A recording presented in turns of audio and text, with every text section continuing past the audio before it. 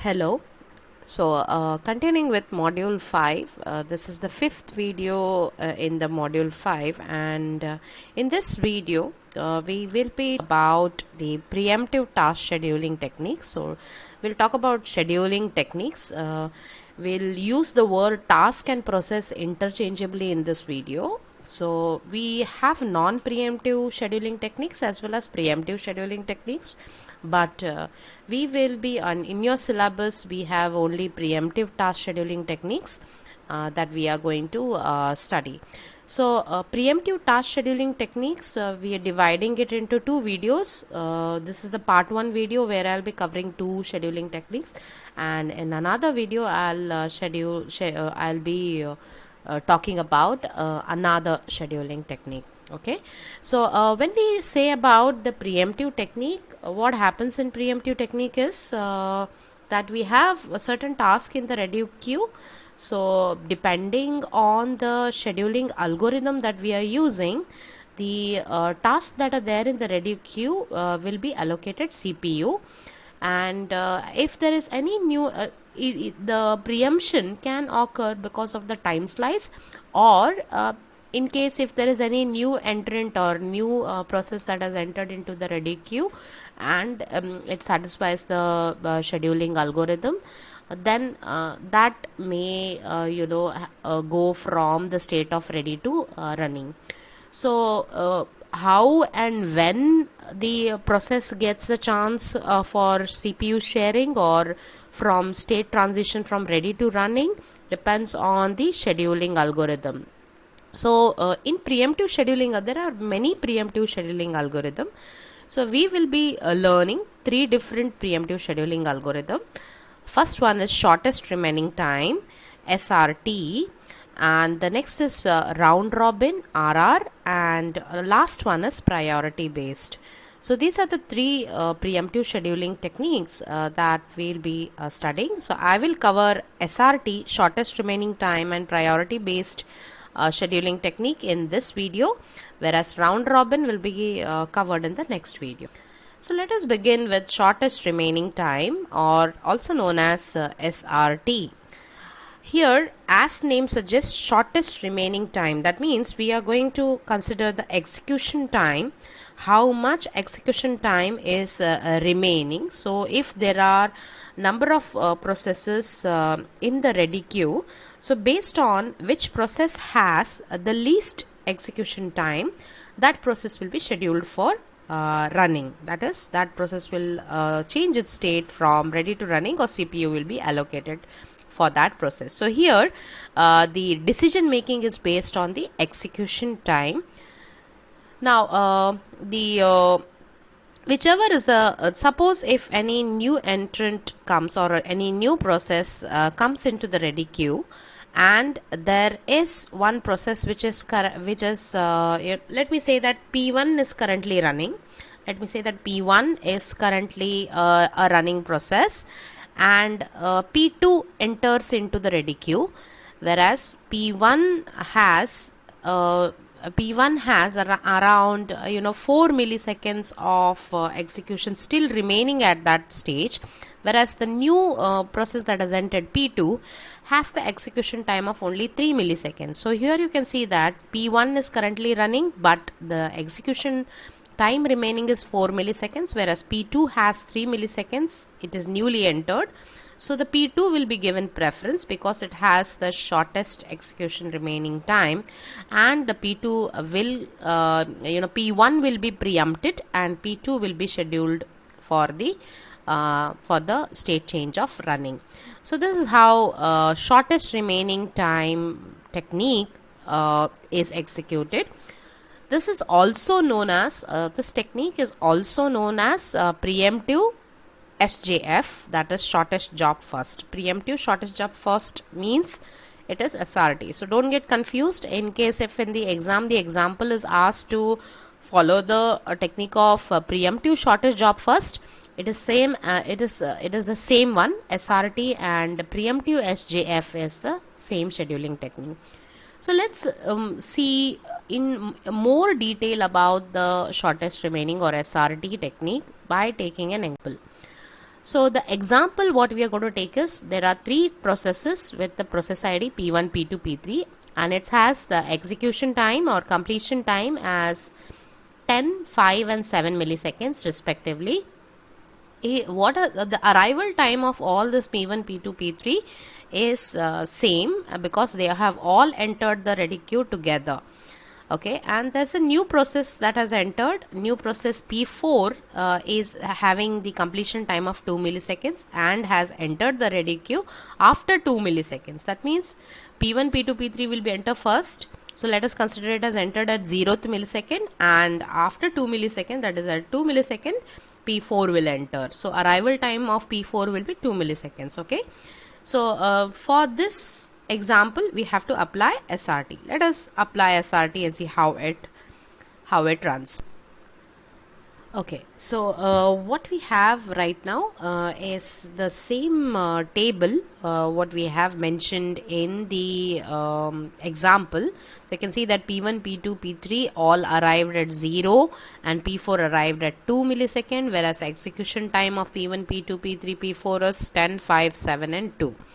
So let us see the solution table. I hope you remember the solution table. We have time instance, process in queue, process scheduled at that period of time, and process completed. And the two calculations that we have to do for each process: waiting time calculation and turnaround time, also known as TAT.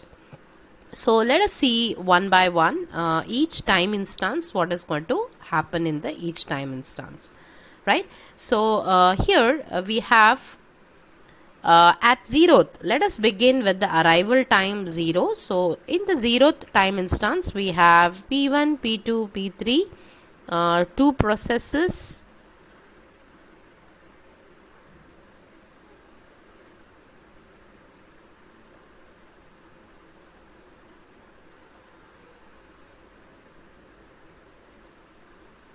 So we have P1, P2, P3, two processes in the queue.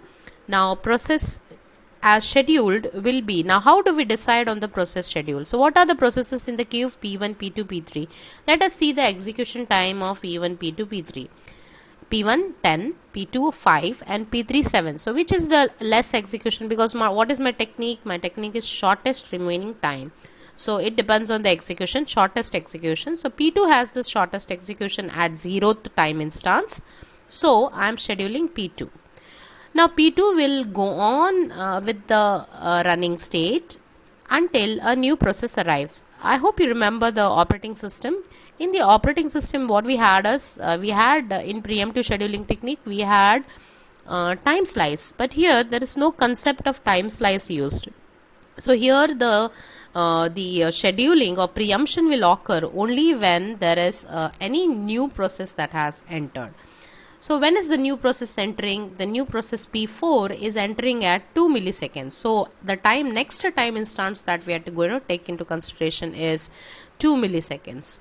So at 2 milliseconds, what is happening is P4 is also there in the process queue. So now we have to see, now we have to check in our ready process queue. We have P1, P2, P3, P4. Now there are 4 processes. Now which process to schedule? Now let us go on with the execution time. P1 has the execution time as 10 and P2. What about P2? P2 total execution time was 5, but currently at time instance 2 already 2 milliseconds is over, right? So 5 minus 2, right now remaining execution time for P2 is 3. So we have to consider P2 as 3 milliseconds at this instance. P3 is 7 and P4 is 2. So which is the less one? The shortest one is for P4, hence P4 is scheduled. So P4 will take how many? Execution time for P4 is 2. So at time instance 2, the execution P4 starts. So it will take 2 milliseconds. So 2 plus 2, 4. So next time instance is 4. At 4 time instance, P4 has completed its execution. Correct? So what are the processes in queue now? P1, P2 and P3. So once again we have to check with the execution time. P1 has 10, P2, as we have seen that already 2 milliseconds of P2's execution time is over. 5 minus 2 is 3. 3 milliseconds are remaining. P3 7 milliseconds, right? So P2 has less, so P2 is scheduled. Now P2 will go on until 3 milliseconds are over, right? So 4 plus 3 7. So next time instance is 7. So at 4 millisecond P2 has started its execution, and for another 3 milliseconds, total 7 at 7th time instant P2 completes its execution. So now the remaining processes in queue is only P1 and P3. So amongst P1 and P3, P3 has the shortest execution, so P3 is scheduled, and it will keep on scheduled, or it will keep on running until it completes its execution. So it has 7, so it has started at 7, it will complete for another 7 milliseconds. 7 plus 7 14. So at next time instance is 14. So at 14 P3 will complete its execution, and only P1 is now remaining in the queue. So P1 will be scheduled. P1 will require execution time as 10. It has started its execution at 14, and 14 plus 10 is 24. So at 24 time period P1 will complete its execution. So process completed is P1 at 24. So you can see the timeline here. The same timelines of P2, P3, P2, P4, P2, P3, P1 is shown below at the last diagram. At what time instance which is scheduled, that is shown in the last figure, third figure that you have. Now let us see the calculation, waiting time and turnaround time that we have. Concentrate on the columns of waiting time. So let us begin with waiting time. So waiting time, first waiting time we are going to talk about is P4 process waiting time. So P4 process waiting time, was there any waiting time? No, as and when it arrived, it has been scheduled, right? So there was no waiting time for P4, hence 0 is written in the waiting time for P4. What about P2? P2 was scheduled at an instant of 0. So initially when P2 was scheduled, at that time there was no waiting time. So 0 was initial P2 scheduling, but you can see that P2 has been scheduled twice. One at 0th instance and another one at 4th instance, right? So here when it was scheduled at 0th instance, at that time waiting time was 0. So the first waiting time we have written it as 0 for P2. But next time what has happened is P4 has interfered in between, and it had taken 2 milliseconds of its time for execution, right? So P2 had to wait for 2 milliseconds for the next execution. So that is the reason why 0 plus 2 we have written. So the total waiting time for P2 is 2. What about P3? P3 has to wait for 7. It is scheduled. When is it scheduled? It is scheduled at 7th time instant. So 0 to 7, that is, it has to wait. It has to wait for 7 milliseconds. Similarly, P1, it has been scheduled at 14th time instant, so it has to wait for 14. Now what is the average? Addition of all this divided by 4 is the average waiting time. So this is very simple calculation of waiting time. I hope you have understood that. What about turnaround time? TAT. Okay, so let us see turnaround time. Turnaround time, this thing formula is also very easy. Waiting time plus execution time. Okay, waiting time plus execution time. You can see that we have already calculated waiting time for each process. So a waiting time is there, and execution time you can get it from the question itself, right? So waiting time plus execution time is turnaround time. So what you have, waiting time for P4 is 0, execution time is 2, so 0 plus 2 is 2. Similarly, waiting time for P2 is 2 plus 5 is the total execution time. So total turnaround time. Priority based scheduling is completely based on whichever process has highest priority is scheduled. So here it is very easy, whichever process has highest priority will be scheduled for processing. Now here the priority, the highest priority is considered as 0 number, 0, 1, 2, 3. 3 is considered as the lowest priority. Okay, so if there are 5 processes, then 0 priority will be considered as highest and 4 priority will be considered as lowest priority. So let us take an example and see in detail. So there are 3 processes with the process ID P1, P2, P3. Same, it has arrived together. It has execution time as 10, 5 and 7, priority as 1, 3 and 2 respectively. Now P4 is a new process that has entered with the execution time of 6 millisecond after 5 milliseconds. So arrival time for P4 is 5 millisecond with 0 priority. 0 means it is having the highest priority. So let's see the table. So whatever was the question that has been summarized in the table. So see, process ID P1, P2, P3, P4, arrival time P1, P2, P3 has arrived at same time, so 0, 0, 0. P4 arrived on 5 milliseconds, so P4 arrival time is 5 milliseconds. Execution time is given here, and priority is also given because our decision will be based on priority, so priority numbers are also given as per the question. Okay, the priority is already mentioned in the question. So let us begin with the solution. Solution table, same table which you have seen in the previous technique. Time 0, at time instance 0, 3 processes are in the queue.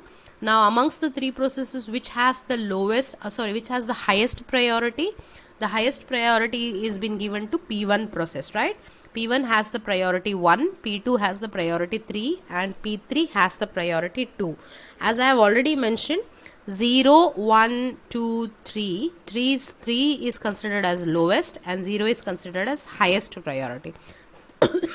So here 1 is the highest priority which is given to P1. So P1 is scheduled at the time instance 0. Okay, so it will go on execution. P1 has execution time of 10 milliseconds. Total execution time is 10 milliseconds. So it will go on executing until what? Until 5th millisecond. What will happen to at the 5th millisecond? There is a new process that has entered on 5th millisecond. So which is that process? P4. So we now, what all are the processes in the queue? P1, P2, P3, P4 is the process in the queue, and P4 has the highest priority 0. So P4 will be scheduled. Correct. So how much execution time has P1 completed? P1 has completed 5 milliseconds of execution time out of total 10 millisecond, and P4 is now scheduled. Okay, so P4 will require how much seconds? It will require 6 milliseconds. So 5 plus 6, that is 11, will be the next time instance where P4 will complete its execution. So now once again we have only P1, P2, P3 processes in the queue, and amongst P1, P2, P3, P1 has the highest priority, so P1 is scheduled. So how much execution time is remaining? Because you remember in the first instant P1 is already scheduled, so it has already completed 5 milliseconds. So only another 5 milliseconds of execution time is remaining out of 10. So at 11th time instance, P1 starts its execution. 11 plus 5, 16. 16th instance, P1 completes its execution. Okay, so now process in queue at 16th time instance is only P2 and P3, and P3 is scheduled because it has the highest priority amongst P2 and P3. So like that the table continues, and waiting time and total turnaround time, I have already said waiting time. You can see waiting time is mentioned here in the column, and turnaround time, waiting time plus execution time, total execution time is turnaround time. So this is all about the scheduling techniques, 2 scheduling techniques, that is SRT and priority based scheduling that we have seen. In the next video we will see round robin. Thank you.